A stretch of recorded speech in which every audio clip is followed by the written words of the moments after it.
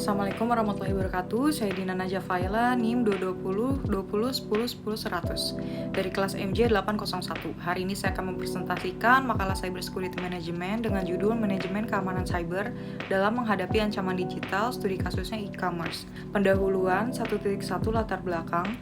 Perkembangan teknologi informasi dan komunikasi telah mendorong percepatan transformasi digital di berbagai sektor, termasuk pemerintahan, bisnis, dan layanan publik. Pemanfaatan sistem informasi dan jaringan internet memberikan efisiensi operasional. Namun di sisi lain juga meningkatkan risiko ancaman dan serangan cyber terhadap sistem dan data digital. Di Indonesia, ancaman cyber menunjukkan tren peningkatan setiap tahunnya berdasarkan laporan Badan Cyber dan Sandi Negara. Indonesia mengalami peningkatan anomali lalu lintas atau malware, phishing, Distributed Denial of Service atau DDoS yang berdampak pada sektor publik maupun swasta BSSN 2023. Insiden tersebut berpotensi menyebabkan gangguan layanan kebocoran data serta menurunnya kepercayaan masyarakat terhadap sistem digital. Secara global, serangan cyber juga menimbulkan dampak ekonomi yang signifikan. Laporan IBM Security menyebutkan bahwa biaya kebocoran data terus meningkatkan dan menjadi beban finansial serius bagi organisasi IBM Security 2023. Kondisi ini menunjukkan bahwa keamanan cyber tidak lagi dipandang sebagai isu teknis semata, melainkan sebagai isu strategis yang memerlukan pengelolaan struktur melalui cyber security management. 1.2 Rumusan masalah. Rumusan masalah dalam makalah ini adalah sebagai berikut. Nomor 1, apa yang dimaksud dengan cyber security? 2, apa tujuan prinsip utama dalam cyber security? Nomor 3, bagaimana tren global ancaman dan serangan cyber serta kondisi keamanan di Indonesia? Yang keempat, apa saja konsep dan elemen dalam cyber security? Yang kelima, bagaimana penerapan manajemen risiko kebijakan dan tata kelola keamanan cyber? Yang keenam, apa saja ragam ancaman dan serangan cyber yang umum terjadi? Yang ketujuh, bagaimana penerapan teknologi keamanan data pada platform e-commerce? 1.3 Tujuan penulisan. Tujuan penulisan makalah ini adalah untuk menjelaskan pengertian dan tujuan cyber security. Yang kedua, mengkaji tren ancaman cyber global dan kondisi keamanan cyber di Indonesia.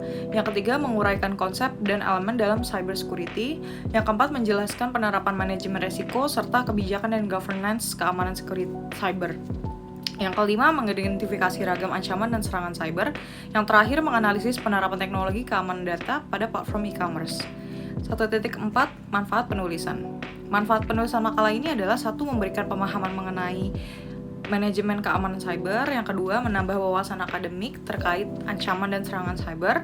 Yang ketiga, menjadi referensi penerapan cyber security pada sektor e-commerce. Yang keempat, meningkatkan kesadaran akan pentingnya perlindungan data dan sistem informasi. 1.5 Metode penelitian. Metode penelitian yang digunakan dalam makalah ini adalah pendekatan kualitatif deskriptif.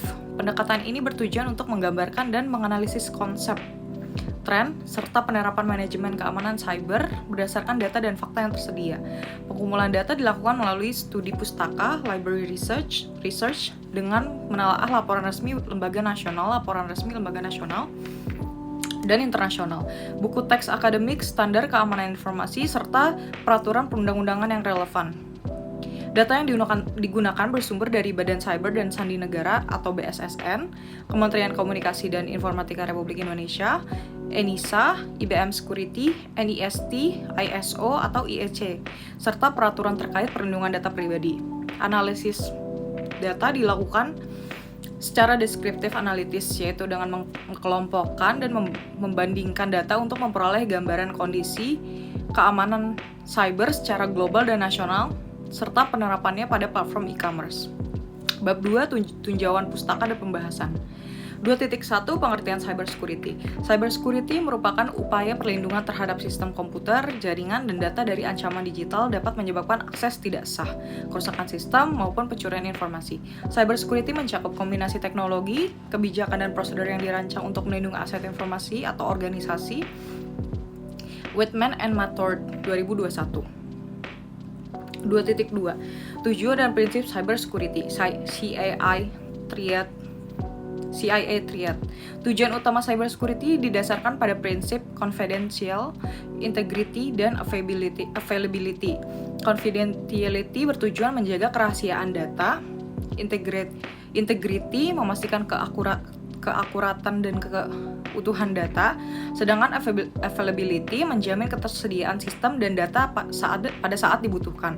Prinsip ini menjadi dasar pengelolaan keamanan informasi dalam berbagai standar internasional ISO atau IEC 2022. 2.3 Tren global ancaman dan serangan cyber. Tren global menunjukkan bahwa serangan ransomware, kebocoran data, dan serangan terhadap layanan digital menjadi ancaman utama bagi organisasi.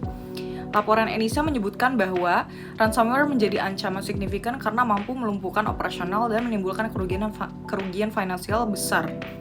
Selain itu, IBM Security menunjukkan bahwa insiden kebocoran data berdampak pada kerugian ekonomi, reputasi organisasi.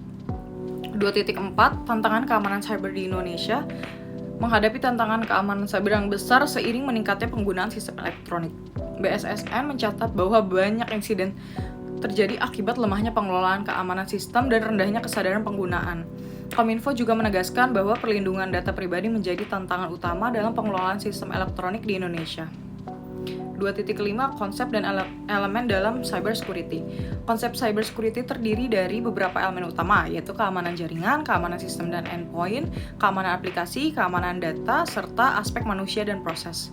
Elemen-elemen tersebut harus dikelola secara terpadu untuk menciptakan sistem keamanan yang efektif. 2.6 Manajemen resiko keamanan cyber. 2.6.1 Identifikasi resiko. Identifikasi resiko dilakukan dengan mengenali aset informasi ancaman dan kerentanan yang terdapat dalam sistem informasi organisasi ISO atau IEC 2022. 2.6.2 Analisis dan evakuasi resiko. Analisis resiko dilakukan dengan menilai kemungkinan terjadinya ancaman dan dampak yang ditimbulkan terhadap organisasi. 2.6.3 Mitigasi dan pengendalian resiko. Mitigasi dilakukan melalui penerapan kontrol teknis, administratif, dan prosedural untuk menurunkan tingkat resiko ke level yang dapat diterima.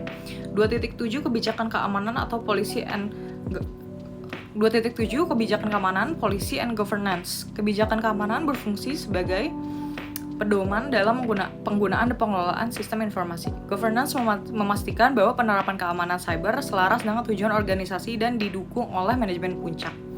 2.8 Klarifikasi informasi dan perlindungan privasi. Informasi diklasifikasikan berdasarkan tingkat sensitivitas untuk menentukan kontrol keamanan yang sesuai. Perlindungan data kepribadian merupakan kewajiban organisasi sesuai dengan Undang-Undang Nomor 27 Tahun 2022 tentang Perlindungan Data Pribadi. 2.9 Ragam ancaman dan serangan cyber.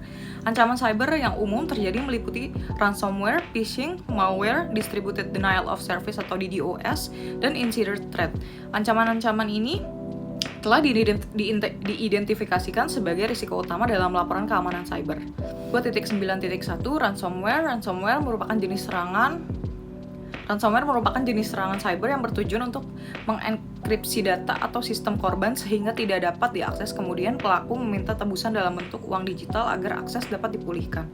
Serangan ini umumnya masuk melalui email, phishing, unduhan perangkat lunak berbahaya, atau eksploitasi celah keamanan pada sistem yang tidak diperbaharui. 2.9.2 Phishing. Phishing adalah serangan penipuan yang bertujuan mencuri informasi sensitif melalui email, pesan singkat, atau situs palsu yang menyerupai layanan resmi. Serangan ini efektif karena memanfaatkan kelemahan pengguna dan menjadi salah satu penyebab utama insiden keamanan cyber, termasuk di sektor perbankan, digital, and e-commerce di Indonesia.